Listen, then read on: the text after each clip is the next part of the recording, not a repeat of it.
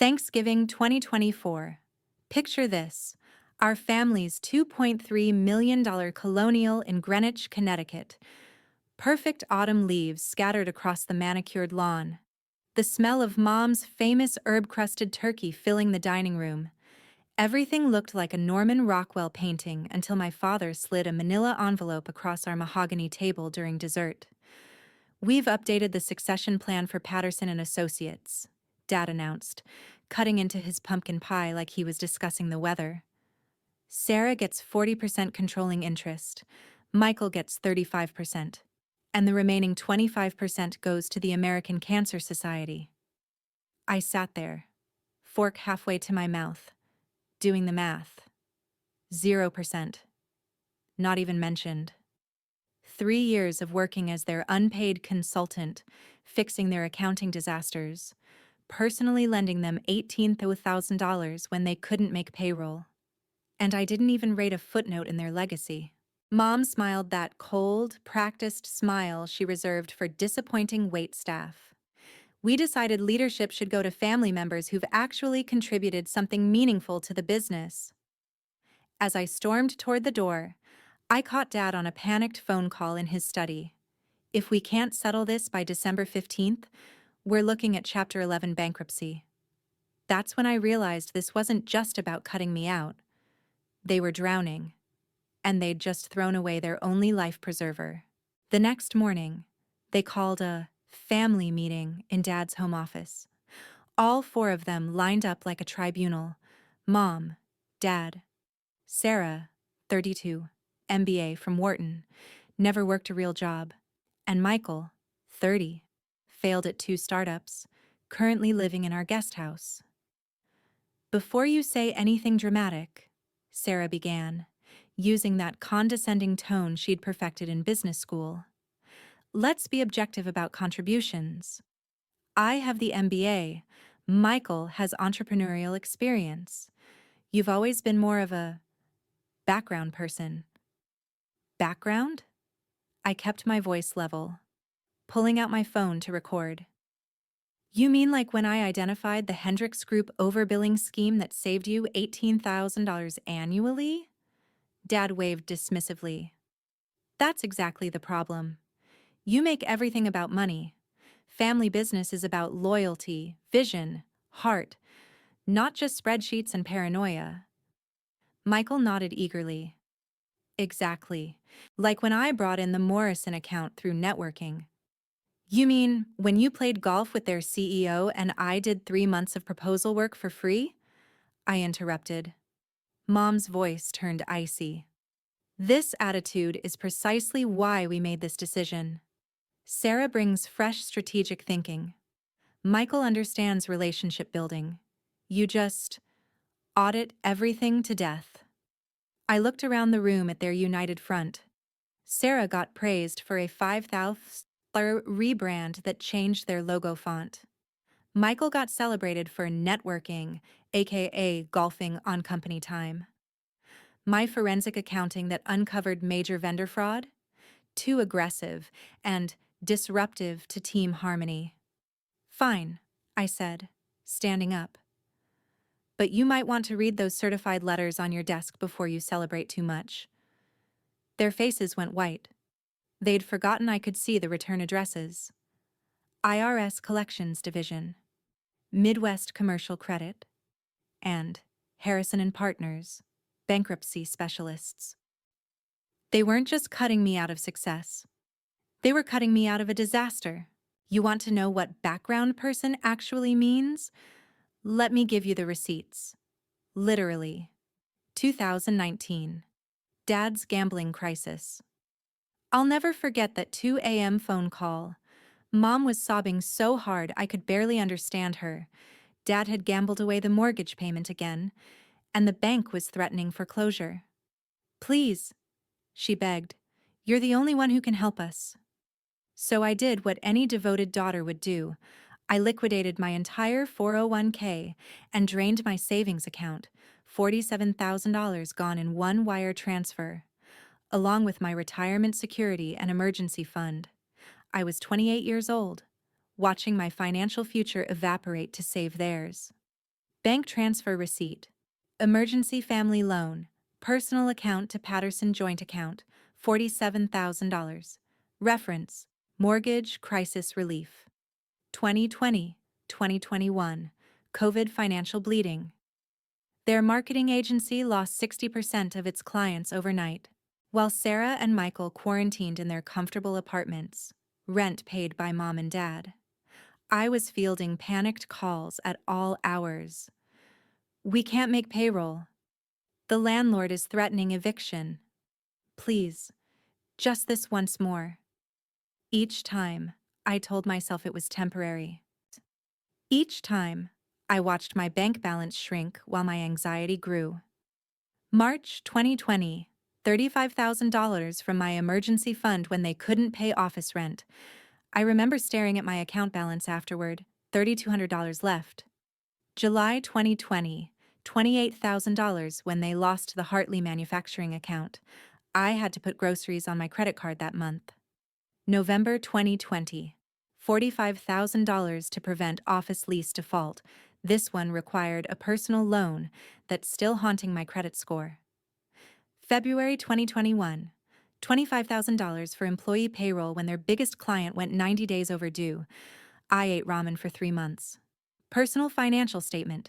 Net worth dropped from $89,000 to $3,000 in 1 year, 2022. Sarah's wedding extravaganza.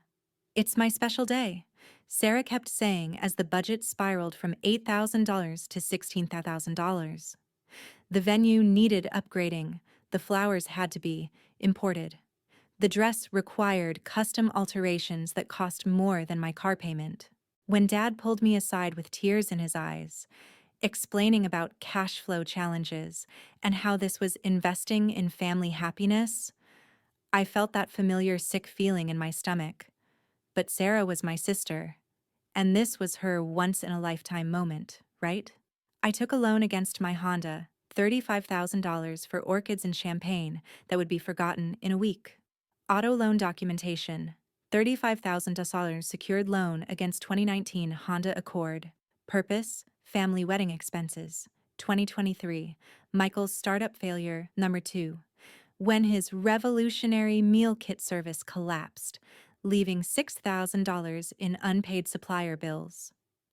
Dad called it a reputation risk for the family business. The suppliers were threatening to sue and file liens. I paid every single bill to protect everyone. Various vendor payment receipts totaling $6,247. Final settlement payments for Freshen Up LLC obligations. Here's the kicker. Every single loan came with the same promises. We'll pay you back with interest. You're really saving the family. This is what family loyalty looks like. We'll make sure you're taken care of in the will. Meanwhile, at every family dinner, they'd criticize my lack of ambition and failure to take risks like successful entrepreneurs. I was bleeding money to keep them afloat while they lectured me about not being a team player. The irony? I'm a senior forensic accountant at McKinsey & Company, making $16,500 annually. I specialize in corporate restructuring and fraud detection. My background person expertise was exactly what their failing business desperately needed. But Sarah had an MBA, so clearly she was more qualified to run a marketing agency into the ground. Email from Mom, dated December 2023. Honey, we know you're busy with your own career, but Sarah is really learning the business. She'll be Chief Strategy Officer at $90K, and Michael will be Director of Business Development at $75K. We're so proud to have real entrepreneurs in the family. Total family loans outstanding, $34,700. Total acknowledgement or repayment, $0. The morning after the will reading, I drove past their office building. Posted on the front door was a notice of federal tax lien for $84,700 in unpaid payroll taxes spanning 3 years. Suddenly, their eagerness to hand leadership to Sarah and Michael made perfect sense. They needed scapegoats, not successors. Within 48 hours of the will reading, I received a certified letter. Patterson and Associates Board Resolution, immediate termination of all consulting agreements. Effective immediately. No severance. No explanation beyond strategic restructuring. Sarah celebrated on Facebook. Exciting news. Dad asked Michael and me to take over leadership at the company. Sometimes family businesses need fresh energy from people who really understand the mission. Entrepreneur, life, family first. The comments were brutal. Family friends who'd watched me work unpaid for 3 years, suddenly praising Sarah's natural leadership abilities and Michael's innovative vision. I became the unnamed family member who couldn't handle not being the favorite. Dad escalated things by calling my McKinsey supervisor, claiming I'd been moonlighting inappropriately and creating potential conflicts of interest. Nothing happened to my job. My boss knows better. But the humiliation stung. Then came the housing crisis. I'd been living in the converted garage apartment behind their house for 2 years, supposedly saving money while helping family. The day after they cut me out, Mom served me a formal 30-day notice to vacate. Reason listed: personal property needed for other family uses. Michael moved his gaming setup into my apartment before I'd even finished packing. My financial reality check was devastating.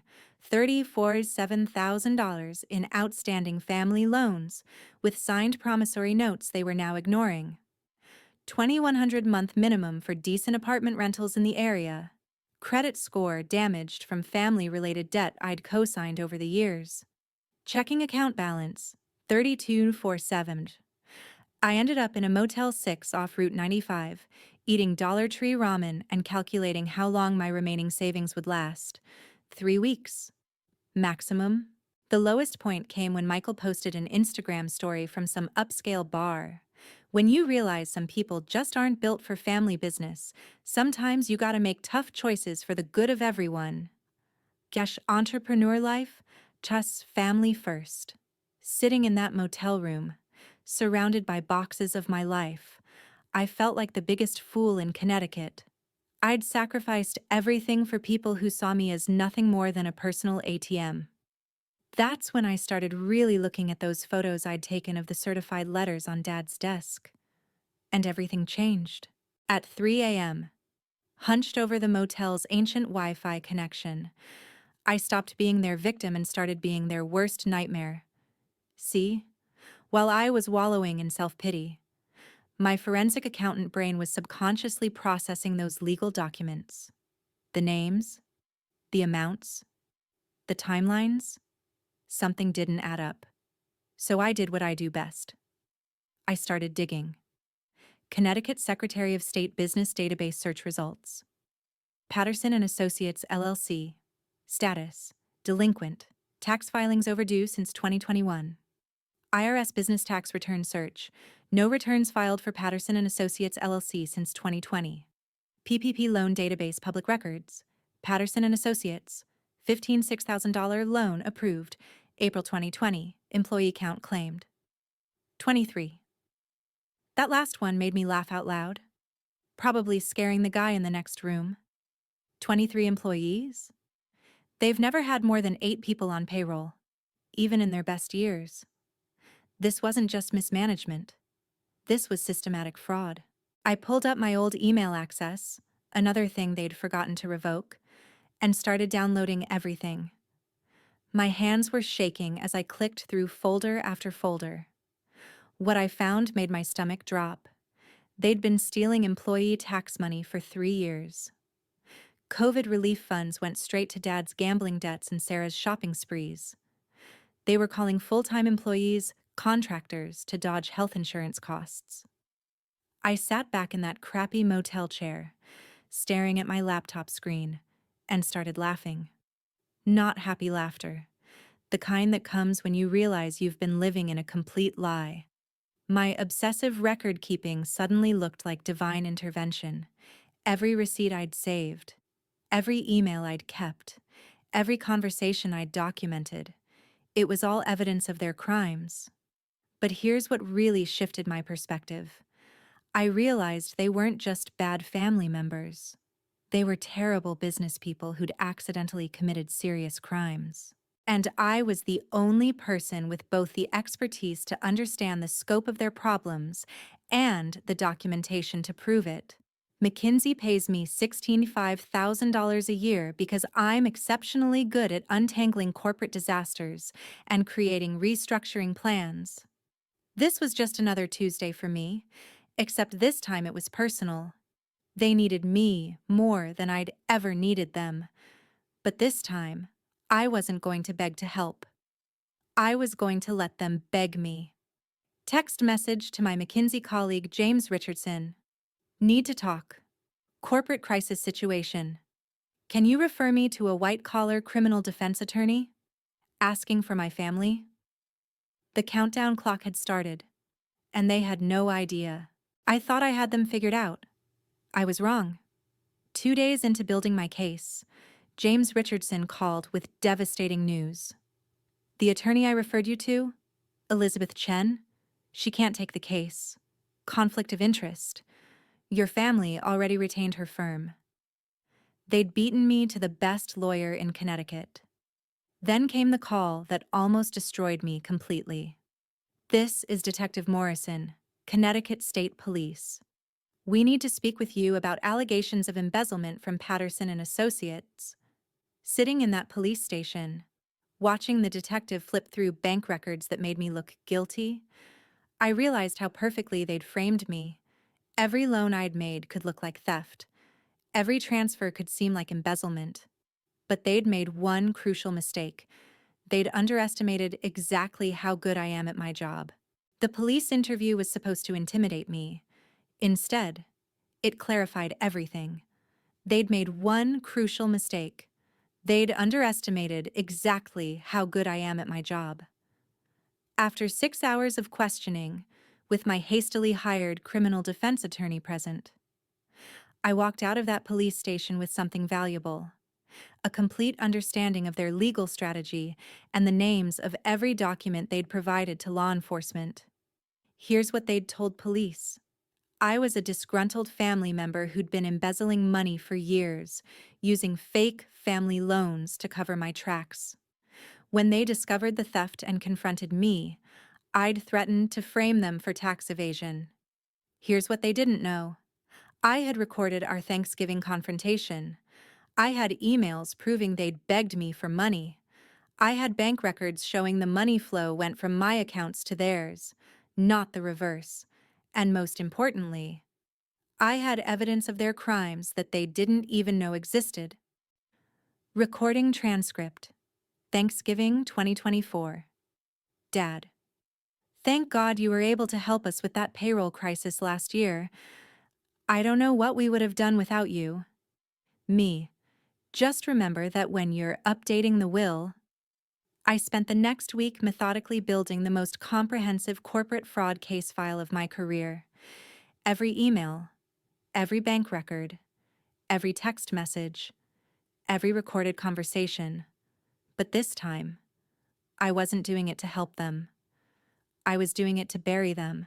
IRS Form 3949A, Information Referral.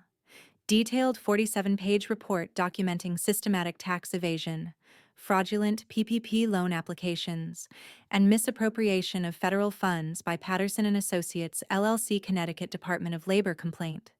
Systematic misclassification of employees as independent contractors to avoid paying workers' compensation and unemployment insurance. FBI IC3 Internet Crime Complaint. Fraudulent PPP loan application containing false employee count and payroll information. I filed everything simultaneously on a Thursday morning. By Thursday afternoon, Sarah was calling me, her voice shaking. What did you do? I told the truth. I said calmly. Something this family has forgotten how to do. You can't destroy us like this. We're your family.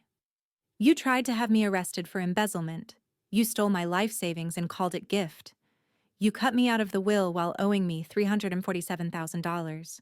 What exactly makes you think you're acting like family? The next call came from Dad. Please, we can work this out. We made mistakes, but we can fix this. You had 3 years to fix this. Instead, you doubled down on fraud and tried to frame me.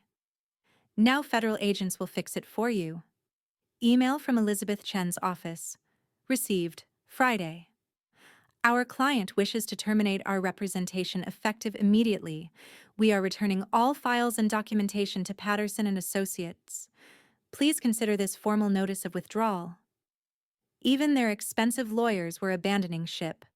But the call that gave me the most satisfaction came from Michael. You're going to destroy everything Dad built. No, I said. I'm going to save what can be saved. The question is whether you want to be part of the solution or part of the prosecution. The federal investigation clock was now ticking, and they finally understood who was really in control. The emergency family meeting was scheduled for Monday morning at 9 a.m. in the conference room of their soon-to-be former attorney's office. All 4 family members, their panicked lawyer Robert Walsh, and me with my new attorney, David Hernandez from Johnson and Associates. Dad tried to start with his usual fake warmth. Sweetheart, I know emotions are running high, but we're family. We can work through this. This isn't a family meeting, I said, placing a thick folder on the conference table. This is a business negotiation. David, please record everything. Sarah interrupted. You can't just... I'm not finished. My voice was ice cold. Let me explain your situation objectively. You owe the IRS $84,700 in payroll taxes. You fraudulently claimed $15,600 in PPP loans. You've been operating shell companies to hide assets. The federal sentencing guidelines for this level of tax evasion start at 37 months in federal prison. Walsh, their lawyer, finally spoke up. These are serious allegations, but I slid a document across the table, my hand steady despite my racing heart. This isn't about allegations. This is the FBI's case summary, which I received as a cooperating witness. The room went dead silent. You could hear the air conditioning humming. Dad's face drained of color as he read the charges. Tax evasion, wire fraud, PPP fraud, conspiracy. 4 felonies that could land them in federal prison for decades. We can explain everything, Dad started. Let me save you the trouble. I opened my folder slowly, savoring the moment. Sarah, your shell company received $27,000 in suspicious transfers. Michael, your business expenses include $34,000 in personal purchases. Dad, your gambling debts were paid with employee tax money. Sarah started crying, not the manipulative tears from childhood, real, terrified sobs. Michael stared at the wall like he was watching his life collapse in slow motion. Dad reached for Mom's hand like they were sinking together. Here's what's going to happen, I continued. The IRS deadline for voluntary disclosure to avoid criminal charges is in 72 hours. After that, this becomes a prosecution matter and nobody can help you. I slid a contract across the table. You have one choice: accept my restructuring plan, or federal marshals will be here by Friday. My terms: 1. Immediate payment of $100,000 toward my outstanding personal loans. 2. 51% controlling interest in Patterson and Associates. 3. $200,000 annual salary as CEO during court-supervised restructuring. 4. Sarah and Michael demoted to entry-level positions at $35,000 each. 5. Dad maintains 15% ownership, 0 decision-making authority. 6. Mom removed from all business operations. 7. Remaining $24,700 personal debt paid over 24 months at 8% interest. 8. Full cooperation with federal authorities, and complete business restructuring. Michael exploded. You can't just steal our family business. Your family business? I laughed. I've invested more actual money in this company than both of you combined, and unlike you, I know how to run it without committing federal crimes. Walsh read through the contract, his face growing paler by the page. This is actually quite reasonable given the circumstances. Without this restructuring, you're all facing federal indictment. Mom finally spoke, her voice barely a whisper.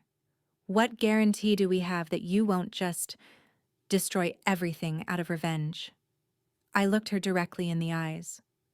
Because unlike all of you, I understand that actions have consequences and family loyalty goes both ways. Accept this deal, and I'll use my expertise to save what can be saved. Reject it, and federal prosecutors will handle the family reunion from here.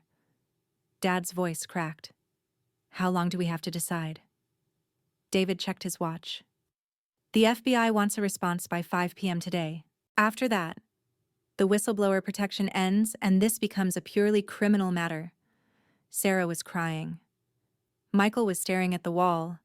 Dad was holding Mom's hand like they were attending a funeral. At 4:47 p.m., Walsh called. My clients accept your terms. Smart choice, I said. Federal agents will be here tomorrow morning to begin asset protection and restructuring oversight. I'll see you at 8 a.m. sharp. For the first time in 3 years, I hung up on them. 6 months later, I'm sitting in the CEO office of Patterson and Associates, the same office where Dad once told me I'd never understand real business. The irony tastes both sweet and bitter. Yes, the company is profitable and growing. Yes, I saved everyone from federal prison. Yes, justice was served. But sitting here, signing paychecks for my siblings who once called me worthless, I feel more exhausted than triumphant. The business results are undeniable. Revenue up 42%. Turns out professional competence works better than golf networking. Operating costs down 31%. Funny how eliminating fraud saves money. Employee satisfaction dramatically improved. Who knew legitimate benefits made people happy? 3 major contracts secured through my McKinsey connections, the same boring network they use to mock. But the family consequences cut deeper than I expected. Sarah now sits in the marketing department at $35,000 annually, producing actual work instead of buzzword presentations. She's good at graphic design when she applies herself, but I see the resentment in her eyes every morning. She nods respectfully when I give feedback, but I know she's calculating how long until she can leave. Michael handles data entry and customer service calls, skills he should have learned a decade ago. He's actually decent at problem solving when he's not scheming for shortcuts. But watching my little brother, who once called me a background person, now asking permission to take lunch breaks, it's satisfying and heartbreaking simultaneously. Dad maintains his 15% ownership but spends most days attending Gamblers Anonymous meetings, court-mandated. When he stops by the office, he asks my opinion about market trends instead of lecturing me about business vision. The respect in his voice is everything I once wanted, but it came at such a cost that it feels hollow.